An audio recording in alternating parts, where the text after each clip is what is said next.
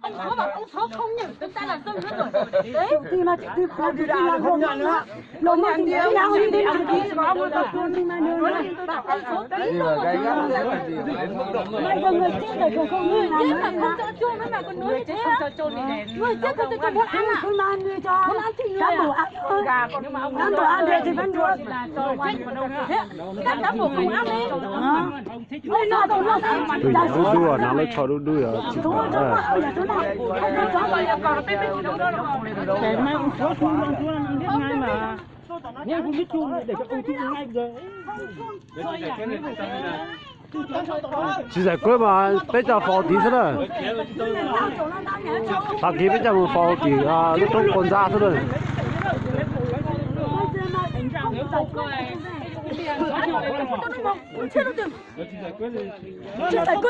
Trên con trông thôi đấy, trên con trông này xin một lộ tôi tải ra mà, trông nó chết nó xin một lộ thôi nào, giờ bây giờ cháu nó chết này xin một lộ tải tôi thôi, giờ con cháu nó chết nó tàn này xin một lộ tải tôi thôi, xin một lộ đi, xin một lộ hẳn đi, coi bây cháu nó chết nó tàn ra này, một lộ thôi là cái, Giá tôi ra, giá tôi ra.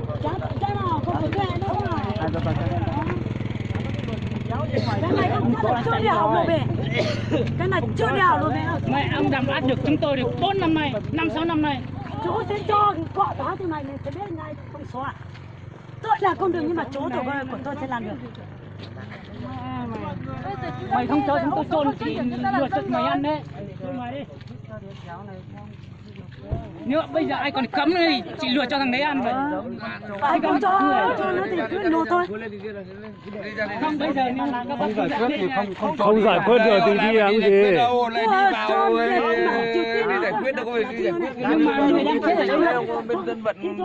không giải quyết thì không nếu mà sang không giải đây quyết nữa thì trong măn cái nồi sang đây mà luộc tất cả không giải quyết được không luộc xong là ăn đấy không giải quyết được thì đừng có sang đây mà giải quyết các cán bộ ăn hết nhưng mà không giải quyết thì làm gì thì sang đây nói chỉ làm cái gì nói điều mấy thằng tiểu khu bé nhỏ nhỏ cán bộ là cấp trên mà thế mà cán bộ mà nói không được nói thằng tiểu khu mà nhỏ chung cái chẳng xóm này mới làm cán bộ cái gì chẳng lẽ bây giờ ông số bảo ông chủ tịch này cần hại bao nhiêu heroin này ông cần đi à nếu như vậy thì ông số bảo ông cần hại bao nhiêu heroin thì ông phải cần đi chứ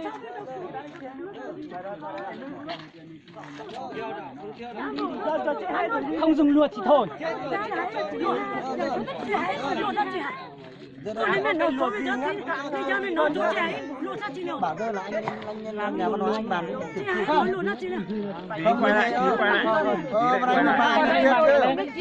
bây giờ anh mình chơi anh lên khu anh sẽ làm điều giờ này đi khảo sẽ làm tiểu khu về cái việc này sẽ xuống giải quyết làm nhà văn hóa bây giờ thì anh làm việc làm gì thì làm gì đây rồi Người chết mà còn làm nào quá còn đang giờ không giải quyết thì nói to anh vào đây nó cho nhìn chị mua nó tỏ nọ trình báo cho nó chỉ cứ lọt tua đấy cô bây giờ trên nó còn cháu lọt tua lại đó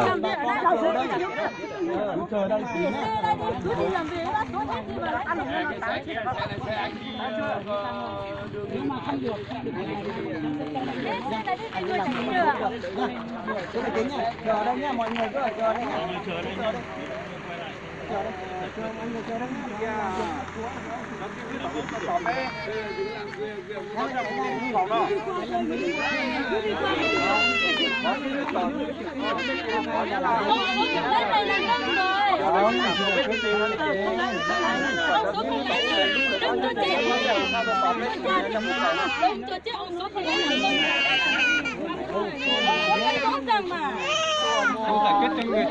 chủ bản nó không chân nhỉ là mình là người dân của chủ bản rồi nha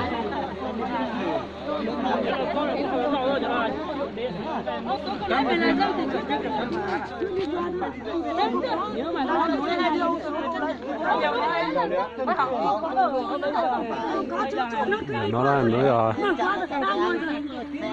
vì một cháu là từ thị trấn ra Bắc Khen huyện một cháu là nó chỉ hay từ bản hối rồi chỉ bố cho anh trình học tuần cho chương trình họ luôn ở trong ban giáo học tuần là nhà hai mình lên đó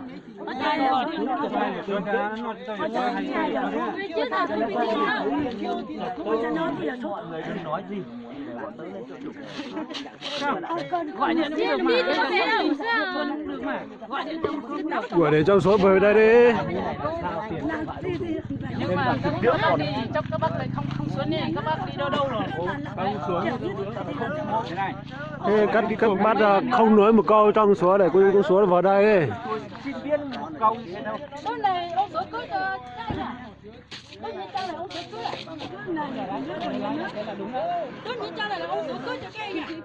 Có phải không? Xin trả lời đi, không nói một câu. Có phải không? Chính xác là ông số cưới chỉ cả 10 tuổi. Lo cho sao mà coi là ông số cưới cho các anh để 10 cái anh trai tao cao lên à? Nếu mà các anh cưới cho ông số thì phải giải quyết cho rõ ràng cho người chưa đã. Sau này mới tính tiếp. Không cho người này sau này thì không cho ai mang đi chua người kia nữa. Hàng trăm bánh heroin là vẫn cứ cần đi. Nhá, chờ mình nhá. Chờ đây bọn anh quay lại nhá. Chờ anh. Mà không được nói chuyện nữa, cứ kệ đi để bọn anh quay lại.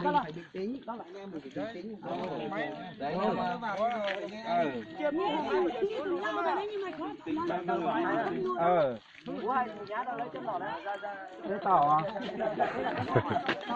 Mua nó chỉ 2 tàu.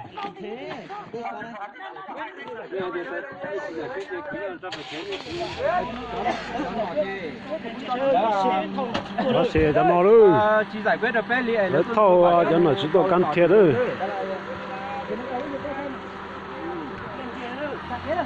Nó xe cho nó rồi, cho nó tỏ sĩ tỏ huyện à, chứ thì bố chương trình cho một phao đợt cho chương trình nữa. Nó mà chính nhận gì nữa. Chú ý lưu nó tỏ thế này, lưu túi nó tỏ thế này. Cũng làm hết các ngành chứ.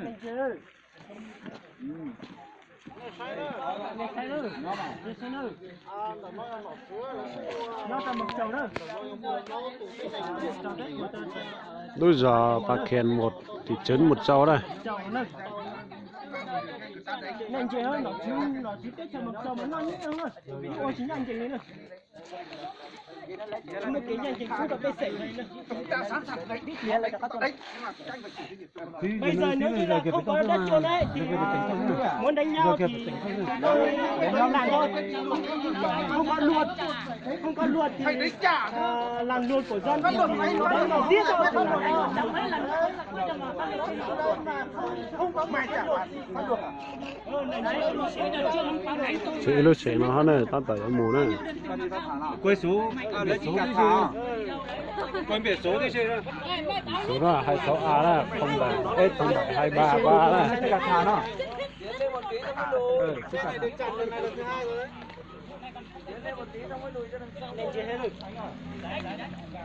26A 07 233. Trên nọ thì một cháu rồi.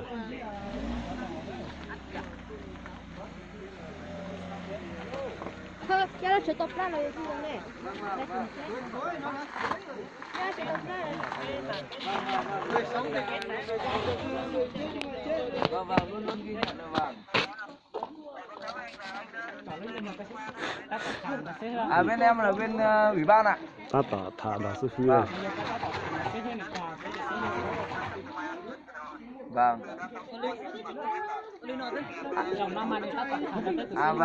Vâng. Anh ơi, Chắc là chỗ Dương cũng đã trao đổi với các mục sư ở dưới đấy rồi đúng không ạ?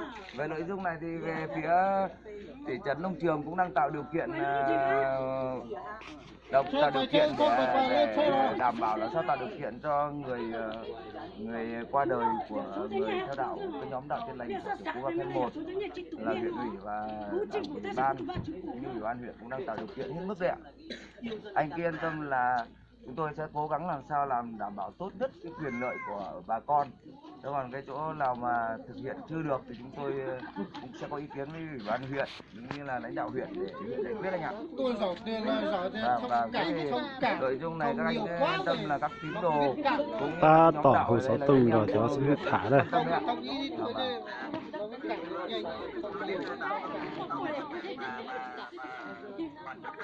Vâng.